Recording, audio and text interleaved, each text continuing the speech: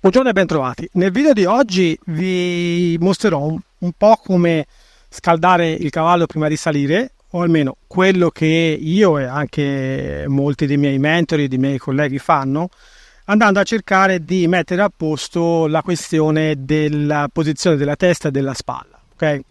Si chiama in tante maniere questo esercizio, c'è chi lo chiama il gioco dei tre cerchi e anche in tante altre maniere. Lo potete vedere fare in tutte le salse se andate a seguire un pochino Horseman, maestri di equitazione come Buck Brannaman, come Parelli, come Doug Jordan, come Martin Black, come Ryan Rose, eccetera eccetera.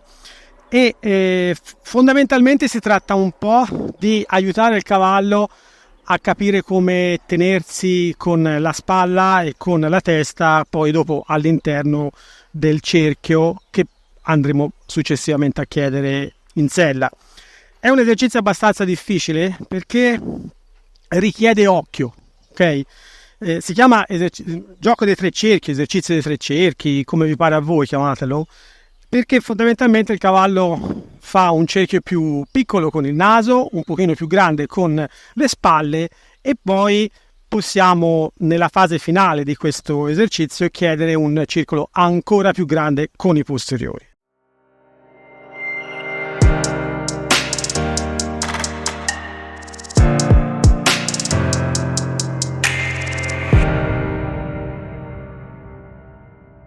Si tratta di, perché dicevo che bisogna avere un po' d'occhio? Perché si tratta di riuscire a capire quando è il momento di smettere, al momento che il cavallo si mette nella posizione corretta.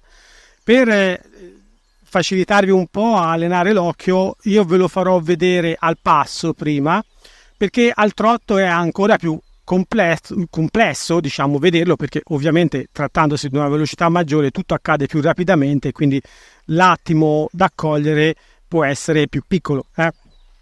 Com'è che funziona? Allora, prima ve lo faccio vedere per far vedere il problema e poi dopo vi faccio vedere la soluzione. Se voi provate, io adesso provo a chiedere all'America di andare nel circolo e vedrete che lei, ecco, esatto, come in questo momento, butta la spalla in dentro e la testa in fuori. Ok? Adesso no, adesso sì, adesso un po' meno, adesso sì. Ok? Vedete? E tendenzialmente in alcuni casi tende ad avere anche il posteriore un po' in dentro, cioè il corpo è piegato come motocicletta e la testa è fuori per controbilanciarsi. È vero, questo è un circolo che ancora lei non è così avanti nella sua preparazione da riuscire a fare in bilanciamento, ok? Però possiamo aiutarla, Se ve lo faccio vedere ad Eros, per esempio, Eros lo fa anche più piccolo, stando flesso nella maniera corretta, però Eros ha forse 900 ore di addestramento più di lei, ok? Allora, come posso fare per aiutarla? Bene, accorcio un po' la corda, mi aiuto con lo stick a spingere via la spalla, adesso lo faccio vedere al passo, Quindi cosa faccio io? Io tendo a tenere la testa dentro. Se vuoi Simo venire dentro il circolo forse si riesce a vedere meglio, Io cerco di dare una mano a lei a tenere la testa dentro, nello stesso tempo però mando un pochino via la spalla e aspetto che lei, ecco, invece di cascare di spalla come ho fatto ora, che faccia giusto un passettino verso l'esterno.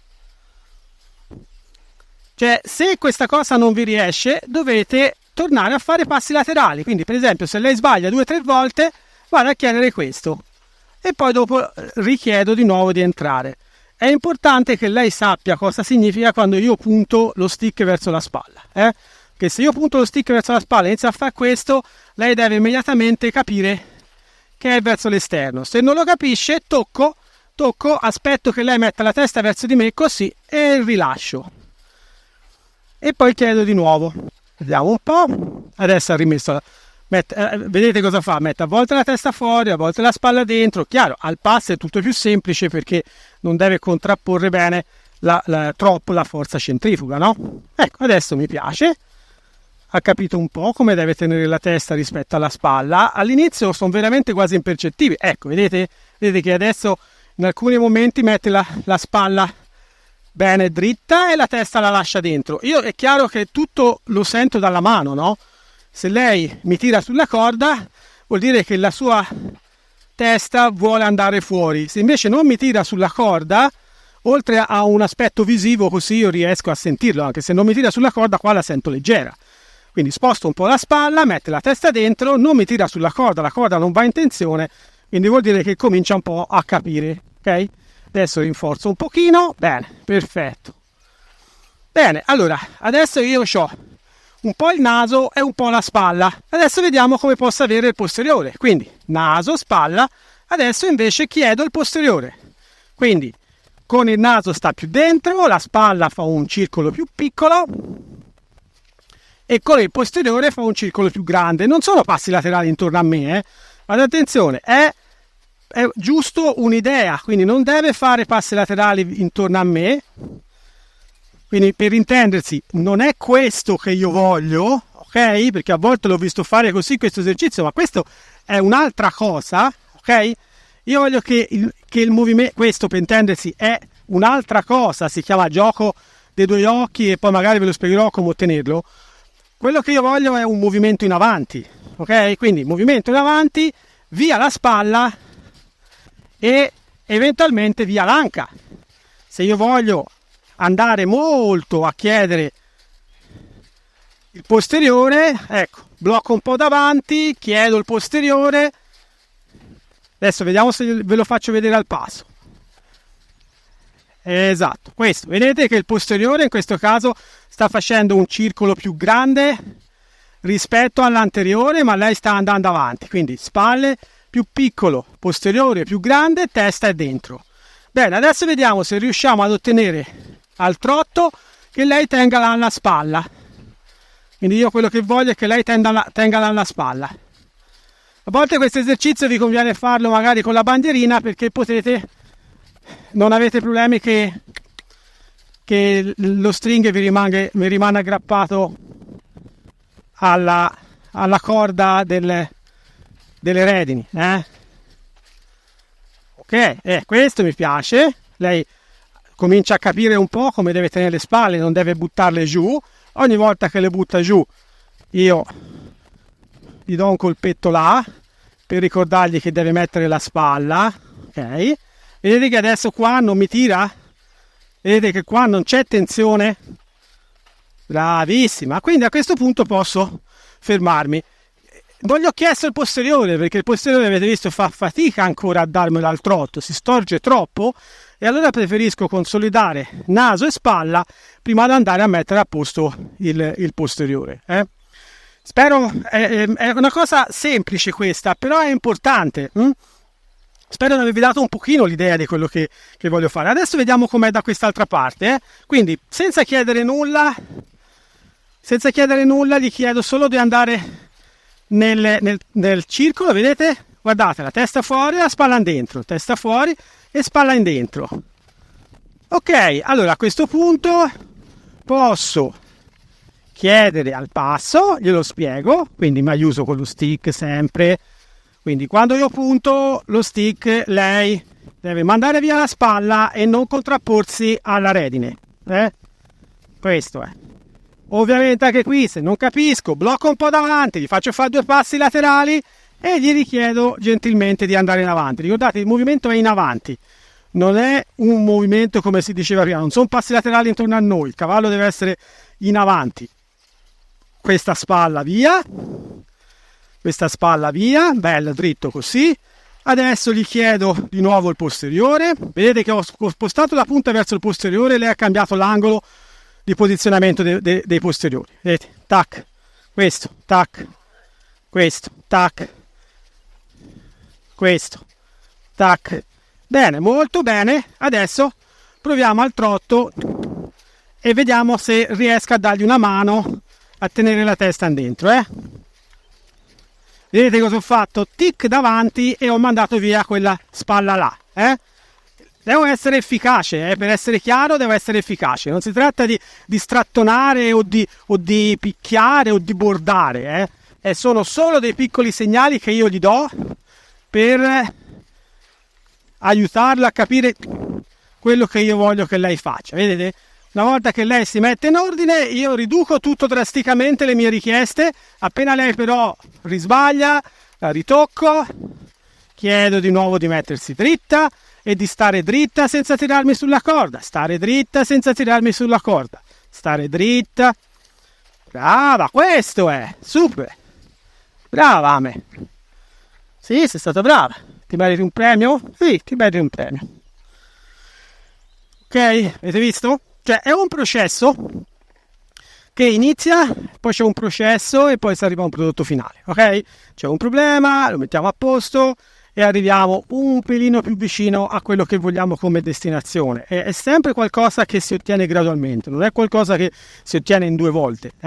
In 2 volte ottieni che il cavallo capisce, poi dopo lo ripeti, è una questione di memoria muscolare e poi dopo alla fine il cavallo comincia, quando gli chiedete, quando sarete in sella, com'è che farete a chiederlo? Chiederete con la gamba, no? Tira su quella spalla e metti leggermente dentro la testa e lui, tac, si rimette in ordine, perché ormai conosce la posizione, la memoria muscolare ce l'ha fatto già tante volte da terra, senza noi che rompiamo le scatole con il nostro peso sopra. È inutile mettersi come si vede a volte, no? A strattonare, a tirare, a ribaltare, a accostare, a appoggiare, punzonare con lo sperone. Si può fare tutto in maniera molto più naturale, molto più soft e semplicemente anche più facile per noi. Perché quando io sono in terra le vedo le cose con gli occhi e ho più probabilità di avere un buon tempismo. Ricordatevi che il timing è fondamentale con i cavalli, no? Senza timing non gli si insegna assolutamente niente. Se poi abbiamo anche un timing errato, cioè andiamo a rilasciare nei momenti in cui non dovremmo rilasciare, è ovvio che lì peggioriamo anche la situazione. Quindi questo è un esercizio che io consiglio a tutti quelli che hanno magari un cavallo che è ancora un pochino verde, oppure che semplicemente ha quell'abitudine lì, perché poi i cavalli quando nascono sono tendenzialmente un po' piegati da una parte, quindi magari da una parte ne ha bisogno, dall'altra no, questo lo dovete vedere voi, ma allenatevi, fatelo anche se il vostro cavallo non ha quel tipo di problema, perché così vi allenate l'occhio, cominciate a guardare naso dov'è, spalla dov'è, le anche dove sono. È qualcosa che uno può dire, ma a me non me ne frega nulla, tanto io ci devo andare in passeggiata. No, non è così che funziona. Cioè, un cavallo va tenuto in ordine sempre, come una macchina. Non è che io la macchina, se la prendo una volta al mese e basta, me ne frego. Quando c'è da fargli il tagliando, gli devo fare il tagliando, quando c'è da cambiare le gomme, devo cambiare le gomme, quando c'è un rumorino strano, devo portare dal meccanico lo stesso, anche se la prendo una volta al mese, perché sennò quella volta magari che la prendo mi si rompe. Quindi non è qualcosa che riguarda solamente i rappresentanti che fanno 300 km al giorno tenere in ordine la macchina. Lo stesso vale per il cavallo. Io il cavallo lo devo curare in tutto e per tutto, da un punto di vista mentale, da un punto di vista emotivo, da un punto di vista fisico. Quindi anche quando devo semplicemente uscire per andare a fare una passeggiata, quei 2 minutini magari li spendo da terra, metto in ordine, controllo che stia tutto a posto. Un cavallo ad esempio che è perfetto è che io ogni volta che lo prendo lo faccio muovere un po' a destra e un po' a sinistra e vedo che è tutto in ordine, e quel giorno invece da una parte casca completamente, da quell'altra in ordine, vuol dire che c'è stato un problema, ha dormito male la notte, si è rotolato e si è fatto male, è rimasto imboxato, ha preso una pedata il giorno prima da un altro cavallo. Possono essere 1000 motivi, ok? Però vuol dire che c'è un problema, quindi io mi immagino che poi quel problema mi si travasi anche poi dopo da sella. Quindi tenete aperta la mente, guardate sempre il vostro cavallo come si muove normalmente, aiutatelo a muoversi meglio, perché ricordiamoci che quel movimento lì che loro fanno di mettere la testa fuori, la spalla dentro, è comune quando li vedete muovere da sé, per conto loro, perché loro usano la testa come un bilanciere e si posizionano come meglio gli torna comodo. Non è che è sbagliato, è una posizione sbagliata quando ci siamo noi in sella, ok? Perché ci porta tutta una serie di problematiche quando poi dopo vogliamo andare a chiedere degli esercizi di livello un pochino più elevato. Però è una cosa che dobbiamo allenare l'occhio a vedere e anche sapere un po' come si deve mettere a posto. Se ti è piaciuto questo video, iscriviti al canale. Qui sotto alla tua destra, alla mia sinistra, c'è un pulsante con scritto iscriviti, è completamente gratuito. Se ti piace vedere i nostri video, quella è la cosa che puoi fare per ringraziarci. Anche un like, anche condividerlo con i tuoi amici. anche un commento va benissimo, ma la prima cosa che dovete fare è iscrivervi. YouTube, giusto ieri l'altro guardavo, risulta che oltre il 70%, o il 72-73% delle persone che guardano il canale non sono iscritte. È una cosa semplicissima, cliccate lì e ne traete dei vantaggi, perché poi vi arriva anche la notifica da parte di YouTube e vi dice: Sergio ha pubblicato un nuovo video, vattene a guardare. Poi se non ti piace il titolo, non ti piace di cosa parlo, lo lasci stare, però per te è un gesto veramente insignificante, ma per noi vuol dire veramente tanto. Ti ringrazio di avermi ascoltato fino a qui e noi ci vediamo nel prossimo video.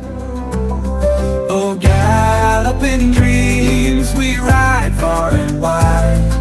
In a world so vast, we feel alive underneath the open sky.